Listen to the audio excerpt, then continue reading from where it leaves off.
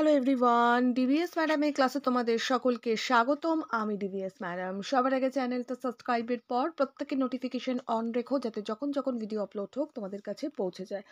আলোচনার বিষয় আজকে ক্লাস 7 সায়েন্স। সায়েন্সের আমরা একটি স্কুলের প্রশ্নপত্র রায় মার্টিন বই থেকে নিয়ে আলোচনা করব। এমসিকিউ প্রশ্ন খুব ইম্পর্টেন্ট, অবশ্যই ভালো করে পড়তে হবে। পরপর সবগুলো স্কুলের প্রশ্নপত্র আমি আপলোড দেবো, সো প্রত্যেকের নোটিফিকেশন অন রাখবে। প্রশ্নপত্র যত বেশি আমরা এমসিকিউ সলভ করব, তত বেশি কিন্তু আমরা ভালো ফল করতে পারবো। ওকে, এখন আমি 181-এর প্রশ্নপত্র নিয়ে আলোচনা করছি। একটু পরে আরও নেক্সট পেজে থাকবে, সো চ্যানেলে চোখ রেখো। রেগুলার পড়া সব আমাদের কমপ্লিট হয়ে গেছে সিলেবাসে। যারা যারা দেখোনি, প্লেলিস্ট ভিজিট করবে, করে দেখে নিও।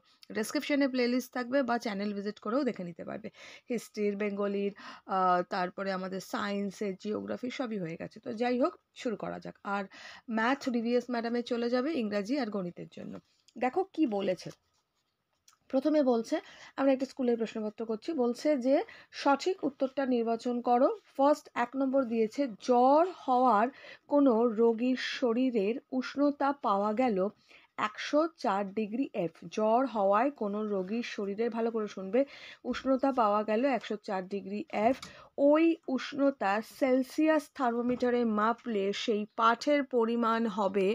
ফার্স্ট অপশন আমাকে দিয়েছে 40.1, নেক্সট আমাকে দিয়েছে পাঠের মানে 40.6, নেক্সট দিয়েছে 40, নেক্সট দিয়েছে 42। তো এটা আমরা করব হচ্ছে 40 মানে 40। ওকে, নেক্সট পরের প্রশ্ন আমাদের দিয়েছে, পদার্থের বাষ্প অবস্থা থেকে তরল অবস্থায় পরিবর্তনের নাম বাষ্পীভবন, ঘনীভবন, নাকি কঠিনীভবন, নাকি গলন। তাহলে এটা কি হবে না, ঘনীভবন হবে। আমরা কি করব, এটা ঘনীভবন। নেক্সট পরে আমাদের দিয়েছে Al2O3 যৌগে Al পরমাণুর সংখ্যা, অর্থাৎ অ্যালুমিনিয়াম পরমাণুর সংখ্যা 3, 4, 1 নাকি 2। কি হবে, 2। এটা আমরা 2 করব। ওকে, নেক্সট পরের প্রশ্ন আমাদের দিয়েছে, পটাশিয়াম সালফেটে K+O, মানে ও এবং আর কি, SO4 2- আয়ন আছে। এটা আমি খুব ভালো করে বোঝানোর সময় বুঝিয়েছিলাম, যখন আমি চ্যাপ্টারটা বুঝিয়েছি আয়ন আছে। তাহলে পটাশিয়াম সালফেটের সংকেত কি হবে? সালফেটের সংকেতটা কি হবে না, আমরা জানি যখন আমরা এটা প্লাস কিছু নেই মানে এটা আমরা 1 ধরি, আর এখানে -2 মানে এখানে 2 আছে, তাহলে এটা আমাদের ক্রসে ইনটু হবে। তাহলে হলে কত হবে? অপশন কি দিয়েছে, K2SO4, KSO4, KSO42, K2SO42। তাহলে এটা কি হবে না, K2। আর কেন K2, এটা ক্রসে হলে এটা 2 আসবে। SO4 যেমন আছে তেমন বসবে, কারণ একের সঙ্গে যদি আমরা ইনটু করি তাহলে কিছুই হবে না, এখানে SO4ই হবে। তার মানে সংকেতটা এটা হবে। ওকে, এটা আমি অলরেডি তোমাদের এটার খুব ভালো করে আলাদা ভিডিও বানিয়ে চ্যাপ্টার বোঝানোর সময় বুঝিয়েছি। যারা সংকেত খুব ভালো জানো না, অবশ্যই ভিডিও দেখবে। যে কোনো সংকেত এলে নিজেরাই কিন্তু করতে পারবে। ওকে, লাইন ভিত্তিক পড়াটা ফলো করবে। নেক্সট আমাদের কি বলেছে, জলে দ্রাব্য ভিটামিন কোনগুলো? জলে দ্রাব্য ভিটামিন কোনগুলো আছে? আমাকে অপশন কি দিয়েছে দেখো। অপশনে আমাকে দিয়েছে A O B+, C O D+, A O E+, নাকি B ও C+।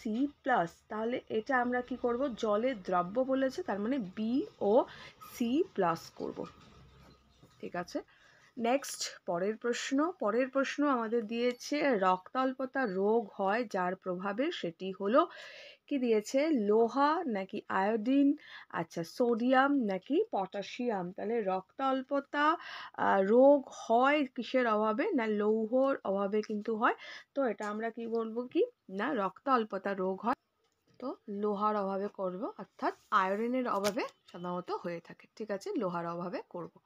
হয়ে গেল এটা। নেক্সট সবার প্রথমে কি বলেছে, শূন্যস্থান পূরণ। দুইয়েরটায় বলেছে এসআইতে তাপের একক, এসআইতে তাপের একক হচ্ছে জুল। এটা তোমাদের লাইভ ক্লাসও জিজ্ঞেস করেছি আমি। নেক্সট বলেছে লেড ক্লোরাইড যৌগে লেডের যোজ্যতা হলো, লেড ক্লোরাইড যৌগে লেডের যোজ্যতা হচ্ছে 2। নেক্সট পরের প্রশ্ন বলেছে যে মানুষের লোহিত রক্তকণিকায় ড্যাশ নামক প্রোটিন থাকে, হিমোগ্লোবিন।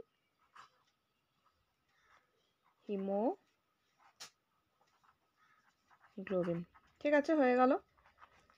নেক্সট কয়েকটা কোয়েশ্চেন্স রয়েছে আমাদের, একটু বড় প্রশ্ন আছে, তো 2 নম্বরের কিছু প্রশ্ন আছে। সমস্ত বড় প্রশ্ন যেগুলো আছে চ্যাপ্টার্সে, সেটা আমি একটা ভিডিওতে তুলে ধরবো।